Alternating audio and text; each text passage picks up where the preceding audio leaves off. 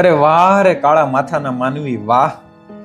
હવાર હવારમાં મંદિરે જાય, પાકીટ કાઢે, અને જેમ આમ બોલો એરું ન કાઢતા હોય, પાંજરામાંથી ઊંદડો કાઢતા હોય ને એમ ચિલ્લરના ખાનામાં હાથ નાખે.